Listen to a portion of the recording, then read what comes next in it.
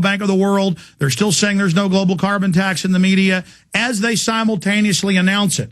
That's a psychological warfare tactic to say we're not assaulting you while they're assaulting. Mindless neocons claim G20 abduction video is fake. It is clearly not fake. These are real military officers and a real police Crown Vic jumping out and grabbing a protester and dragging him away. I'm saying that it could be staged in that it's real military. We know that. But that they could be staging snatch and grabs as we know they did in Ottawa. The Royal Mounted Police have admitted last year that they staged a attack on their own police, then had to fake arrest the anarchist, put them into police cars. That's admitted Toronto Sun. But, of course, the neocon websites are not going to admit that. They're just going to keep saying nothing's happening. There's no sound cannons. None of this is going on. Stand down. This is not an assault. Classic Pentagon operation. They're also, of course, saying that the video of sound cannons and police in black uniforms in the Army, sound cannoning people, including children, is fake. It's all admitted, but they're going to make it about a debate of whether it's real or not, so we never psychologically have a debate on whether it's good to have the military sound cannoning children and saying no protest allowed. They may even say Pittsburgh doesn't exist. They may even say Pennsylvania doesn't exist. So you will then debate with them that Pennsylvania exists.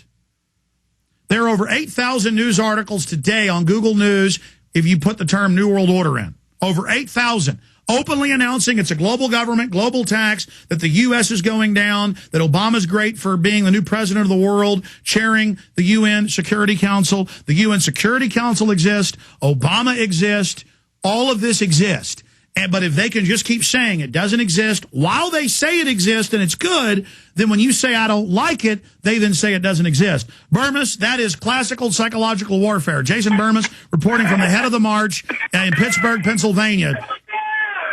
Yes, sir. Right now it looks like a little over 2,000 people. They are condensed into one street. There seems to be much less of a police presence at this march, at least at the moment. We're not really anywhere near downtown Pittsburgh yet, so we'll see what happens as we approach it if they let us go over into the downtown area. I highly doubt it. The downtown area is where you see the heaviest concentration of military. Right now I'm taping, and this is more of an eclectic group. Yesterday I didn't see any of the Iraqi war veterans against the war. Here I'm seeing dozens, if not hundreds. I'm seeing around 100, 150 free-to-prep protesters. It seems like, although there is an anarchist element here, they're somewhere towards the middle of the crowd, and we can only hope that they won't be able to provocateur the event today as they did yesterday. Well, what they're going to do is they're going to wait till you get to the place where the police are massed in front and to the sides. Then once you get into the trap, police will come from behind. Then the anarchists for the news media will then come out of the middle, go to the front. They'll probably stage it with the police on a hill so they can roll a garbage dumpster at them for dramatic effect like they did yesterday. They'll then open fire with rubber bullets, pepper spray, and sound cannons on the 2,000 so the media can replay yesterday and every other big event we've seen. Here's the key, Burmis. Jason Burmis reporting from Pittsburgh.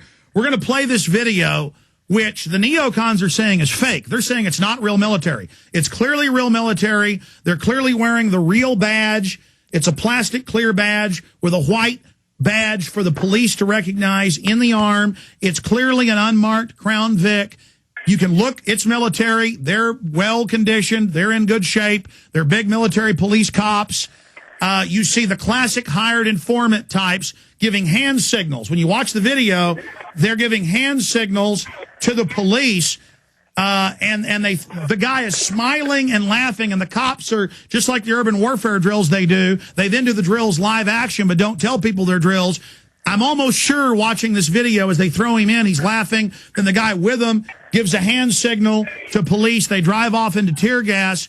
This is a psyop to sell people on the idea that the military pulls up and grabs you into a car, and that's how they protect their people that have just engaged in some type of violence.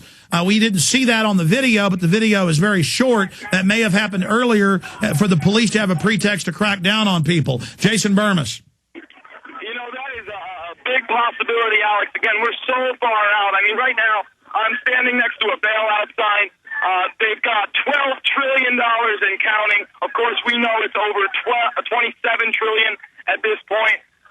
This is a great turnout, Alex. I would really hate to see this be ruined. Of course, we saw the chaos yesterday, and, I'm prepared for anything. Hopefully I'm going to get to be able to talk to some of these protesters when we get down to the downtown area. But I am seeing a lot of signs that are really busting through the left-right paradigm. A few people have a amalgamation of both Barack Obama and George Bush as one being. They get it. They understand this war is not over. This war is not ending. The economy is only getting worse. We are moving towards global governance. Of course, you have a lot of well-meaning idiots out here as well, but we can only hope to reach them, Alex. Well, we're playing video right now of last night at the university with police and military and riot gear with shotguns with rubber bullets that will kill you if they shoot you from 5-10 feet away. In many cases, there's been a lot of that. And they come up with a billy club and attack an innocent woman and tackle her for absolutely no reason. Well, yesterday when I was able to catch the local news after everything had died down and basically we had been warded into a corner where we couldn't go anywhere for about an hour. They wouldn't let us over a bridge, even on foot. I saw this one girl. She must have been, 100 pounds. I had interviewed her earlier in the day because she had a very provocative sign. She had a sign that said, "Smack an anarchist." And when I went and talked to her about it, she said, "Look, I'm all about free speech. I'm all about protesting. But when you get dressed up in black and you put a black mask on and you're here to destroy property, what is that going to accomplish?" And I was like, right on, you're dead right. We have our freedom of speech, but those people aren't helping. And that's the girl they arrest. This girl with a sign who was out there on her own trying to exercise her free speech and enlighten people to the fact that, listen, you don't need to, dress in all black and think you're a tough guy and follow along with the tours. For instance, Cindy Sheehan actually went to the anarchist meeting the night before last, before yesterday's protest, and was kicked out. They didn't want her there. They don't want legitimate voices amongst them because they know they control the idiot masses. Well, I'm watching the video of the guy that was arrested by the police after the military grabbed the one guy, and this looks fake to me. Clearly, with the other guy, it is fake. But if this person isn't an operative, he needs to later contact us and explain to us what happened. But talking to Douglas, talking to you, Burmese, Douglas has said it clearly looks staged with what he's seen. What do you think of these anarchists? Well, I think a lot of them are just well-meaning idiots. However, the people in charge, the people that are directing them, obviously have an agenda. I got an interview with about 20 of the anarchists yesterday prior to the march. And, they were it was idiocy. I'm like, well, what your group is called what? And they were like, Team Space Bag. And I'm like, what does Team Space Bag even mean? And no one could tell me. They all just gave me a dumb look. They're just like, anarchy, anarchy. And they said some other vulgar things, but none of the issues were being discussed. They had no other objective other than to be there and try to rebel against something they know nothing about. Well, that's how it works, is that we've been at In the Fed protests and other places, and these anarchists will come in who are well-spoken, in good shape, and they'll say, come on, let's cause trouble, let's do something bad. And then In the Fed protesters have caught them later going, yeah, we can't get these people to even jaywalk. What are we going to do? And over again, the feds have been caught provocateuring, state police have been caught going into meetings and getting maybe 1 out of 1,000 people in a warehouse to say they'll do something violent, and then they raid the whole facility. Absolutely, and again, we hope that doesn't happen again. I am seeing about a presence of about 100 or so anarchists in the middle of the march in a concentrated area. Again, Alex, we'll see when we get down there. Right now, the police presence is very, very slim.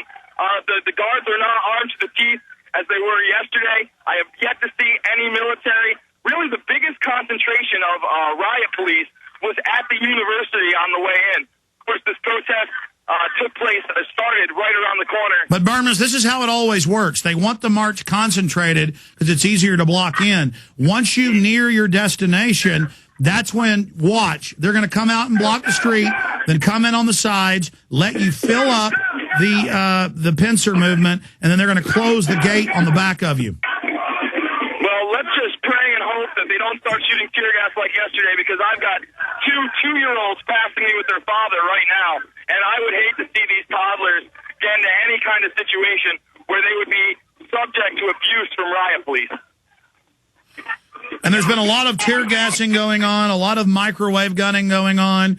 I mean, a lot of sound cannoning going on. And meanwhile, the neocons are denying on their websites that any of this is even happening. Well, it's just incredible, Alex. I mean, I don't know how the mainstream media is going to cover this, but this is at least 2,000 people. This may be on the brink of 3,000. Just milling my way to the front of the line took me about 15, 20 minutes. Barmas, do we know why they attacked? I'm going to ask this when we come back. I'm going to ask Douglas as well. Stay there, Jason Douglas, also in another area of the march. Why did they attack the university last night? I mean, I've got video of them attacking frat kids. eCigarettesNational.com would like to introduce an alternative to smoking regular cigarettes to all GCN listeners. It's called the